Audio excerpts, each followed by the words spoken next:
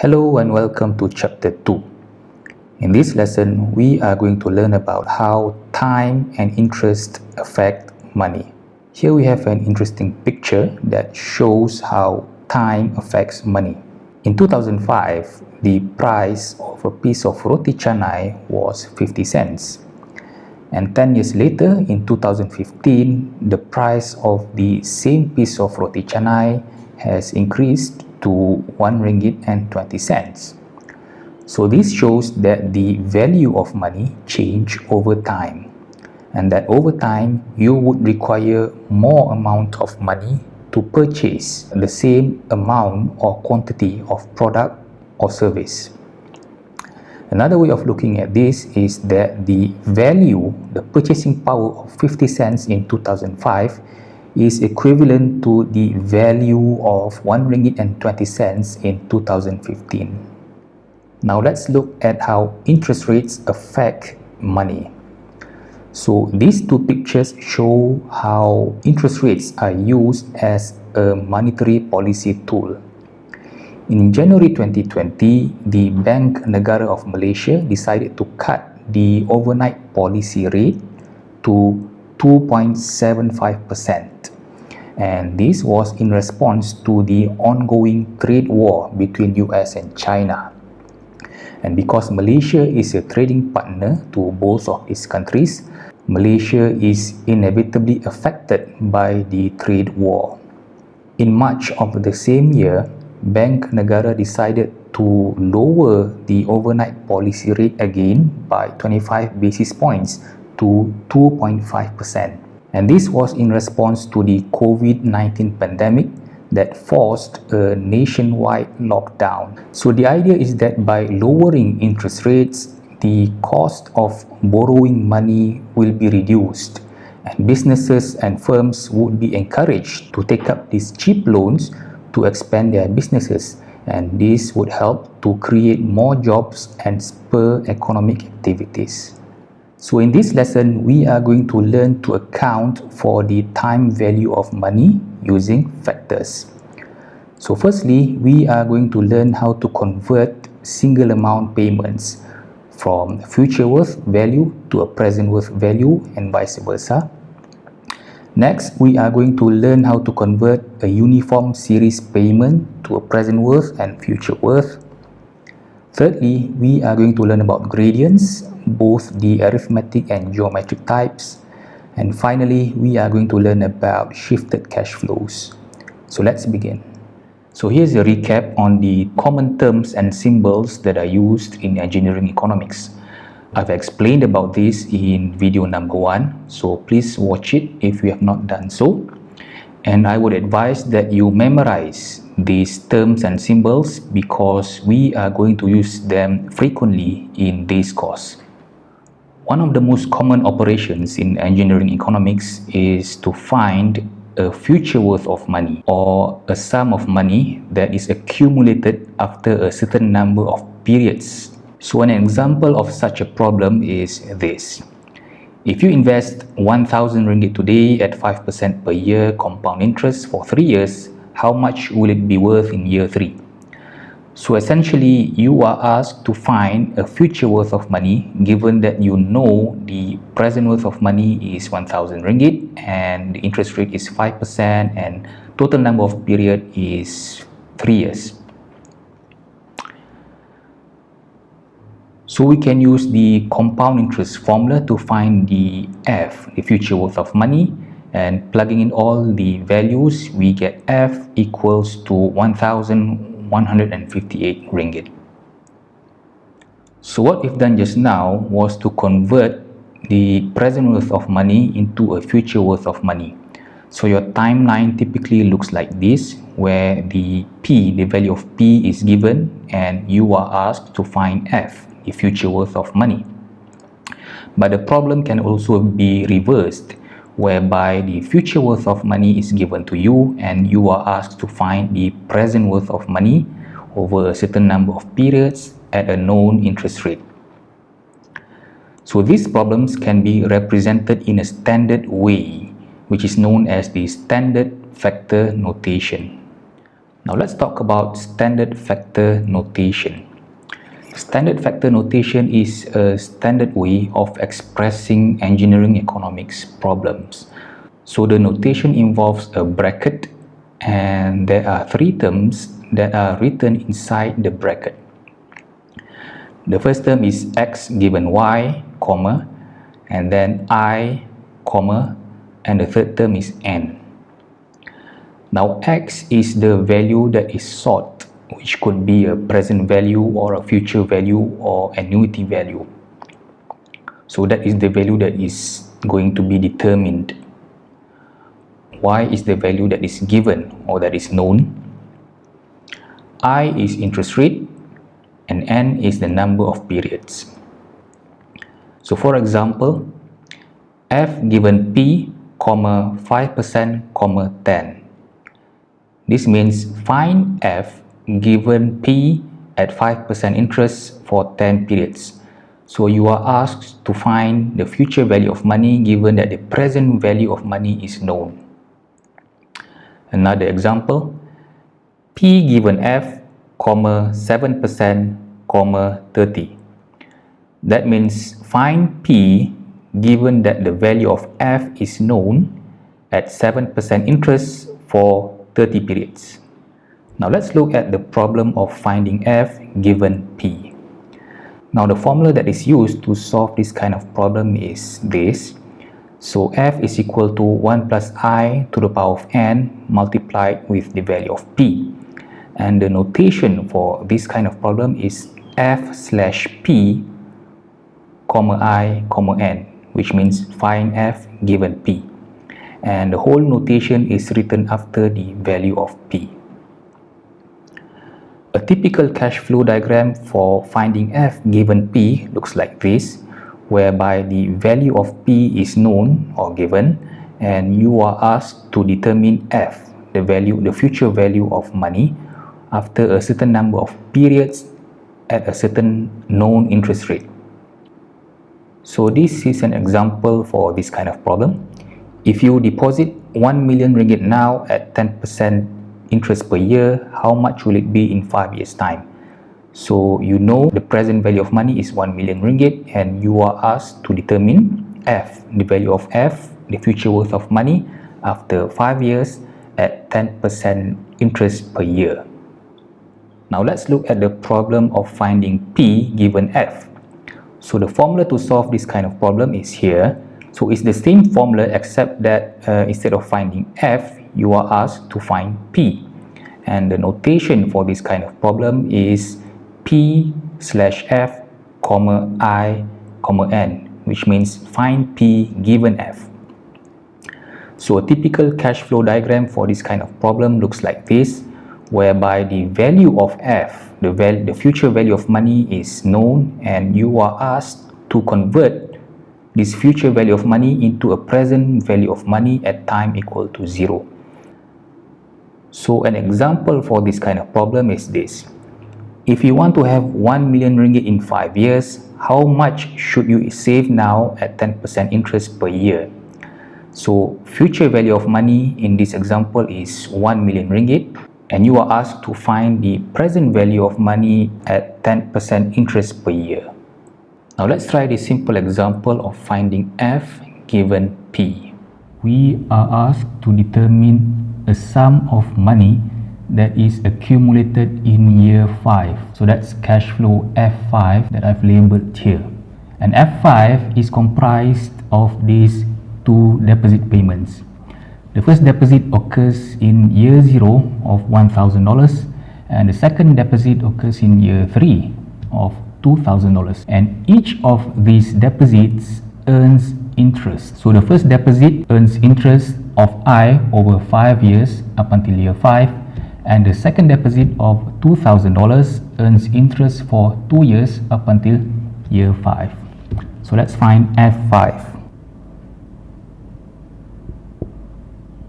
So F5 is comprised of the first deposit, and we use the F given P conversion factor for 5 years, plus the second deposit at year 3 and we use the same conversion factor. Find F5 given P3 for I interest rate, and since the second deposit in year 3 is just 2 years away from year 5, so the number of period is 2. So these are written in standard factor notations. We need to rewrite them in formula terms. This becomes P0 1 plus I to the power of 5 for the first deposit, and for the second deposit P3 1 plus I to the power of 2. Plugging in all the values for P0 and P3, we get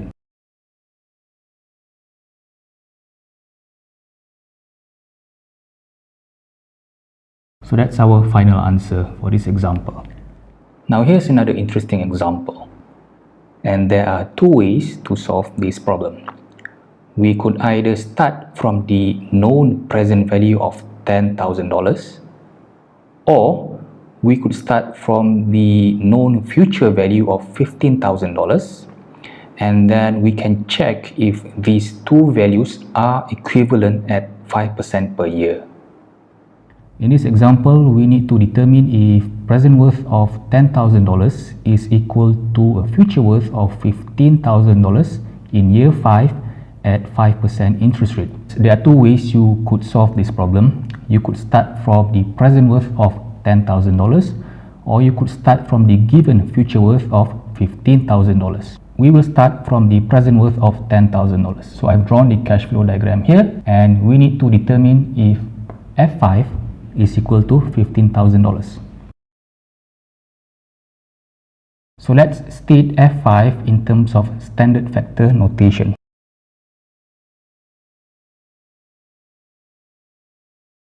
So let's find F5 given P0 at 5% interest rate over 5 years. Next, we rewrite this line in terms of formula. You will find the answer is equal to 12,763, which is not equal to $15,000. So what we've shown here is that a payment of $10,000 now is equal to just $12,163 at 5% interest rate over 5 years. Another way of looking at this is that it is cheaper to pay $10,000 now than having to pay $15,000 5 years in the future, because paying $10,000 now is equal to just paying $12,763 5 years in the future. Now let's look at uniform series A and how to convert it into P and vice versa. Now a uniform series A or annuity is a series of cash flow that occurs in consecutive interest periods, and this is shown here. The annuity payments, the A value occurs consecutively, and the cash flow amount in each interest period is the same. So this uniform series A could be converted into a present worth value P, or a present worth could be converted into the equivalent uniform series A. Now for both of these operations, the P cash flow must be one period ahead of the first A, and this is shown in this diagram here. The cash flow P is one period ahead of the first A. Now these are the formulas that are used to convert A into P or P into A. Now for both of these formulas, please note that A is the same amount. The cash flow A has the same amount in consecutive interest periods. Now let's try this simple example of converting a uniform series A into a present worth value. In this example, Karim wants annual payments of $600 per year for 9 years. So we need to determine how much must he deposit in a fund that earns 16% per year in order for him to receive these annual payments. So this is a problem of converting a series of annual payments into its present worth value at T0. So P0 is equal to finding P given A at 16% per year over 9 years. Now using the formula to convert a uniform series payment into its present worth value, we have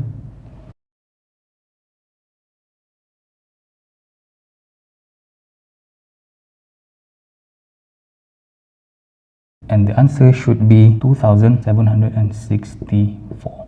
So, in order for Karim to receive annual payments of $600 per year for 9 years, he must save $2,764 into a fund that earns 16% per year. Now let's look at how to convert a uniform series A into a future worth value F and vice versa.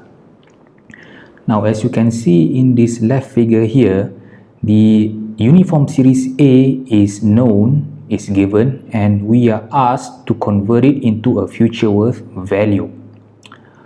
On the right figure here, the future worth value is given and we could convert it into a uniform series A. Now for both of these problems, please take note that the future worth cash flow must take place in the same period as the last A cash flow. So as you can see in this figure here on the left, the future worth cash flow F occurs in the same period as the last A payment. Now these are the formulas that are used to convert a uniform series A into F and vice versa. Now for both of these formulas, please take note that the amount A is the same in consecutive interest periods. Now let's try this simple example of converting a future worth value into a uniform series payment A. So general contractors wants to have a sinking fund that accumulates over 7 years to $60,000. That's F7. So the question is, what is the required annual deposit over 7 years into the sinking fund if it earns 5.5% per year? So this is a problem of converting a future worth value into its annual worth value. So A is equal to F7. Find A given F7 with a 5.5% interest rate over 7 years. Next, we use the formula to convert future worth value into annual worth value.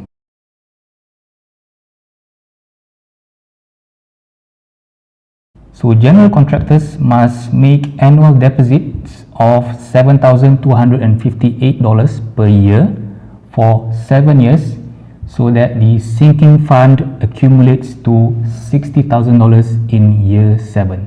Now the next topic is about gradient series. And there are two types of gradient series. The first type is the arithmetic gradient series and the second type is the geometric gradient series.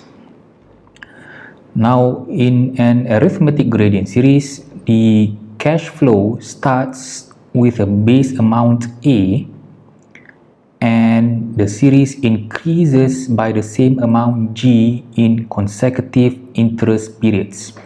And you can see this here. In the first year, an arithmetic gradient series starts with a base amount A, and in the second year, the amount of the cash flow becomes A plus 1G.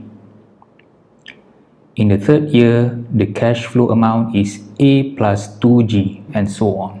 So the total present worth of an arithmetic gradient series is equal to the base amount that is converted into a present worth value and the gradient amount that also must be converted to a present worth value. Now here is an example of an arithmetic gradient series. In the first year, the cash flow is $5,000, which is the base amount, and in each consecutive year, the cash flow increases by $500. So the gradient amount G is $500. These are the formulas that are used to convert the gradient component into a present worth value, and also for converting the gradient component into an annual worth value. Please note that these formulas apply only for the gradient component. Now let's try the simple example of an arithmetic gradient series. We have an arithmetic gradient series which starts with a base payment of $5,000 and increases every year by $500. So the gradient is $500 and the interest rate is 10%. And we want to determine the present worth value and the annual worth value of this gradient series.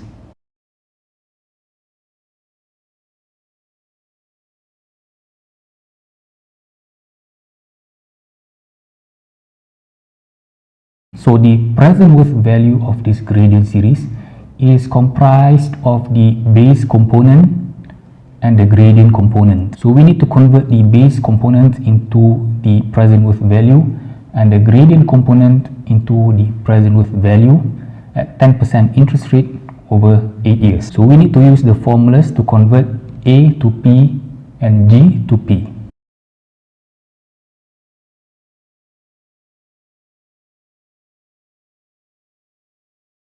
So the present worth value of this arithmetic gradient series is $34,689. So the present worth value is at t equals to 0.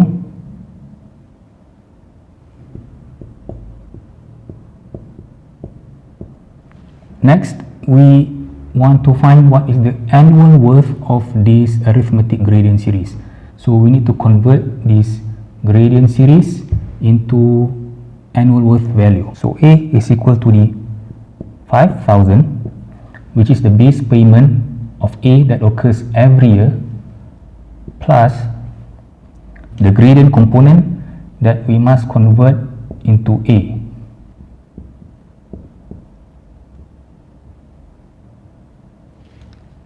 So using the formula, we get 5,000 plus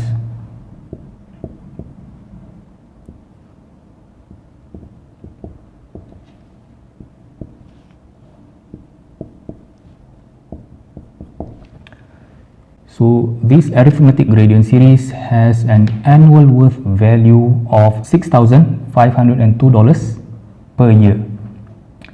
And I should probably explain this part here because some students are confused. There's no operation, there's no conversion that needs to be done on the base component because the base component is already a uniform series. So there's no need to convert a uniform series of 5,000 per year into A, which is a uniform series that we seek. So it's straightforward, just use the base payment and plug it into the equation. So the only component that you need to convert into the uniform series A is just the gradient component of $500 per year. Now let's look at geometric gradient series. A geometric gradient series starts from a base amount A and increases by a constant percentage G. So this is different from the arithmetic gradient series, whereby an arithmetic gradient series starts with a base amount A but increases by a constant amount. A geometric gradient series can be converted into a present worth value using this formula here. So this is an example of a geometric gradient series. The base amount is $250,000 at year 1 and the cash flow grows 5% every year through year 5. So using the formula given here, it is straightforward to convert a geometric gradient series into a present worth value. The last topic in this lesson is about shifted series. Now a shifted series is a series which could be a uniform or a gradient series that starts at a time other than at the end of year 1. So an example is shown here. The cash flow series A starts at year 4. Now, in order to convert this shifted series into a present worth value at t0, you have to convert the uniform series A into a present worth value at P3, and then you have to convert the cash flow at P3 into a present worth value at P0. And looking from time equals to 0, looking from P0, the cash flow P3 is a future worth value. And that is why the conversion of cash flow P3 into P0 is by using the P given F factor. And because P3 is 3 years away from P0, the period is equal to 3. And then P3 must be expanded because P3 is actually the uniform series A, which starts at year 4 up until year 13, that is converted into a present worth value at year 3. So this is why, as you can see here, the text which is highlighted in red shows that the P3 is actually a cash flow that is converted from a uniform series payment over 10 periods, where each payment is equal to 50. Now, a shifted series can also be converted into a future worth value. In this example, we have a shifted series that starts from year 4 up until year 13. So in order to convert this shifted series into a future worth value, you can use the F given A conversion factor. But you have to be careful with the correct number of N, or the total number of periods. In this example, the correct total number of periods should be 10, because the shifted cash flow series occurs over 10 consecutive periods only. So N should be equal to 10. So we have reached the end of the lesson here. Thank you for your attention, and please try these problems for chapter 2, and we will discuss the solutions in class. So there are 5 problems altogether for chapter 2.